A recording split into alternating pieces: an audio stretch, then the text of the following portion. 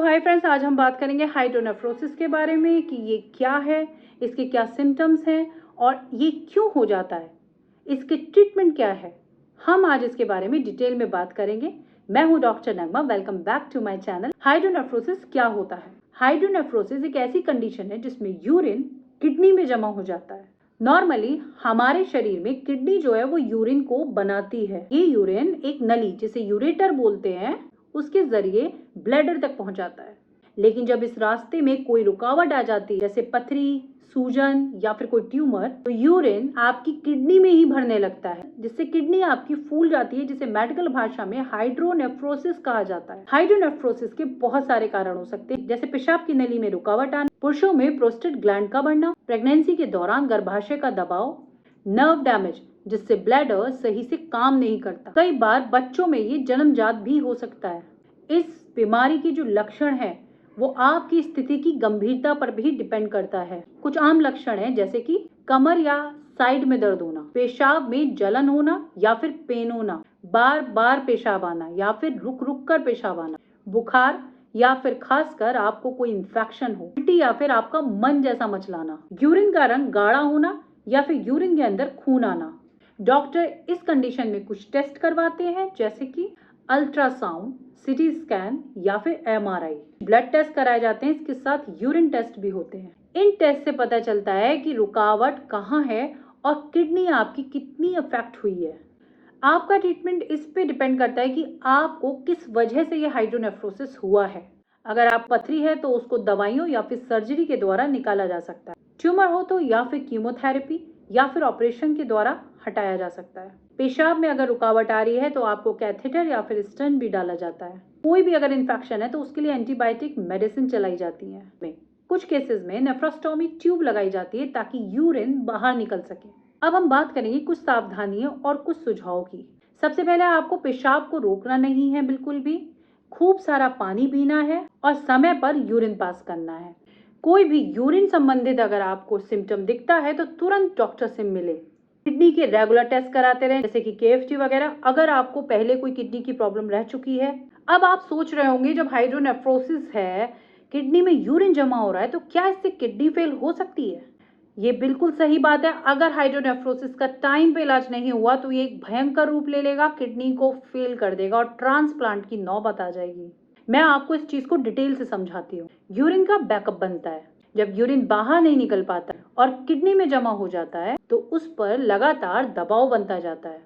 इसी के साथ साथ किडनी के टिश्यू डैमेज होने लगते हैं और यही दबाव किडनी के अंदर जो फिल्ट्रेशन यूनिट होती है, जो फिल्टर होता है आपका, उसके ऊपर धीरे धीरे दबाव डालना शुरू करता है। सबसे बड़ी बात, जब आपका फिल्टर खराब हो जाएगा, किडनी में कमी आने लगेगी, तो आपकी खून साफ करने की क्षमता किडनी की कम होती जाएगी।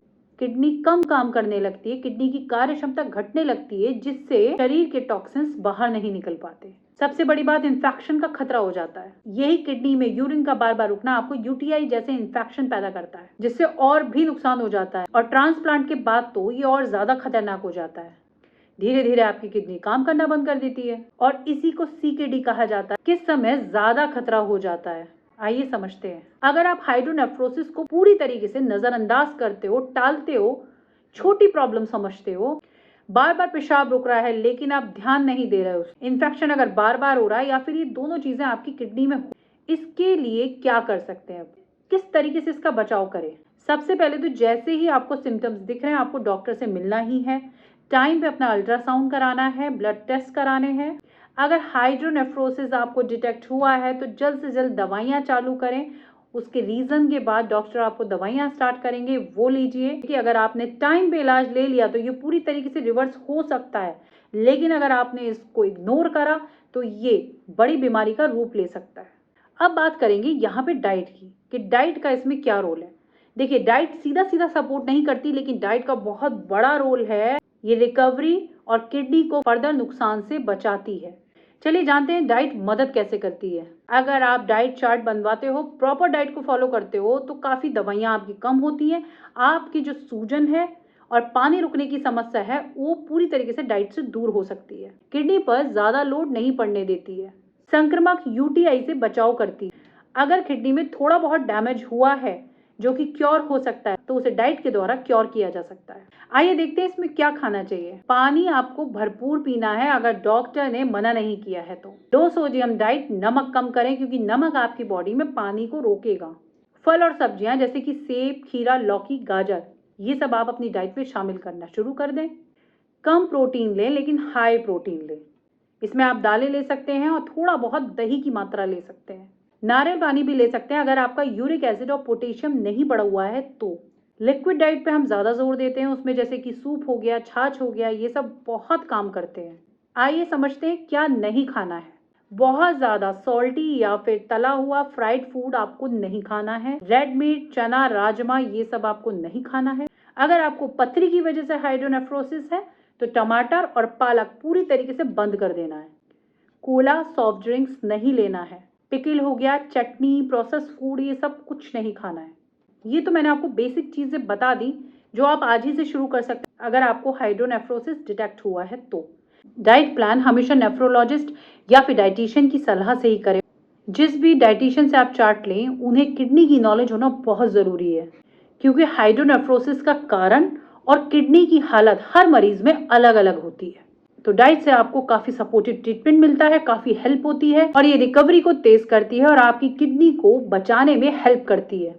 तो आप ये समझिए हर बीमारी में डाइट का बहुत इंपॉर्टेंट रोल। अगर आप डाइट नहीं करते, सिर्फ दवाइयों पे डिपेंड हो, तो दवाइयाँ आपको कब तक खानी पड़ेंगी कुछ पता नहीं। इसलिए अपनी पहले डाइट चेंज करें। अगर आपको कंसल्टेशन चाहिए तो आप अपना कंसल्टेशन बुक कर सकते हैं। अगर आपको हाइड्रोनेफ्रोसिस के लिए डाइट प्लान चाहिए तो आप कमेंट बॉक्स में डाइट लिख सकते हैं।